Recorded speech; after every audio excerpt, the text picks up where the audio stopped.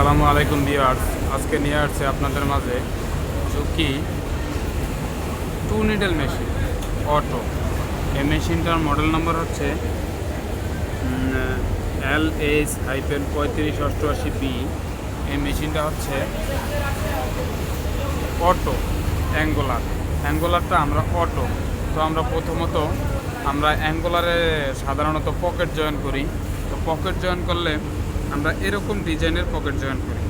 তো এই কোণায় এই কোণায় আমরা অ্যাঙ্গুলারের কাজ করে থাকি। তো এটা আমরা আজকে প্রোগ্রামের মাধ্যমে করব।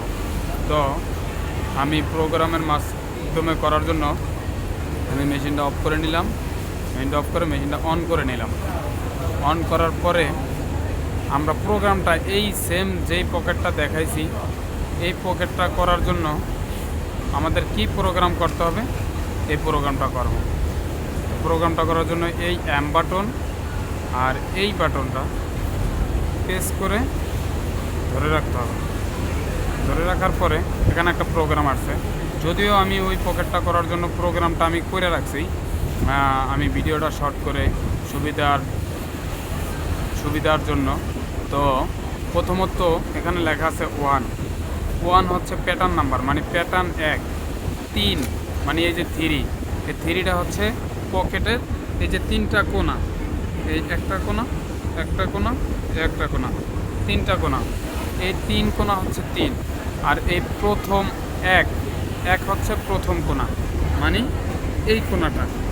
হ্যাঁ, তো এই কোণাতে আমরা 120 ডিগ্রি করে রাখছি। তারপরে গেল প্রথম কোণা 120 ডিগ্রি। তারপরে দ্বিতীয় কোণা এই যে 1, এই বাটনটা লাভ পারতেছে, এটাতে আমি 2 বানাইলাম। 2 নাম্বারে আছে দ্বিতীয় কোণায় আছে 140 ডিগ্রি, এটা আমি সেট করে নিয়েছি। তৃতীয় কোণায় নিয়ে রাখছি 120 ডিগ্রি। তারপরে আমি এখানে এন্টার করে বের হয়ে গেলাম। এখন আমি অ্যাঙ্গুলারটা কিভাবে করণীয় এটা আমি আজকে দেখাবো।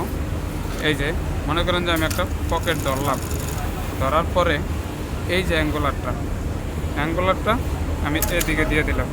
অটোমেটিকলি ওইটা ওই 2 স্টিচ 120 ডিগ্রি হয়ে গেছে। 120 ডিগ্রি হওয়ার পরে মনে করেন যে এই যে আবার অটো অ্যাঙ্গুলারটা পড়ে গেছে। এখন দ্বিতীয় কোণায় চলে আসার পরে আবার অ্যাঙ্গুলারটা আমি কোণায় আনলাম, চাপ দিলাম, অটো নিয়ে নিছে 140 ডিগ্রি। তারপরে মনে করেন যে আবার আমি চালাইয়া তৃতীয় কোণায় আসলাম। তৃতীয় কোণায় আসার পরে আবার অ্যাঙ্গুলারটা দিলাম, তারপরে অটোমেটিকলি হয়ে গেছে। হয়ে গিয়া এই আমি টিমিং করে দিলাম। দেখেন অটোমেটিকলি পকেট জয়েন হয়ে গেছে। এই হলো আজকের ভিডিও। সবাই ভালো থাকবেন, সুস্থ থাকবেন।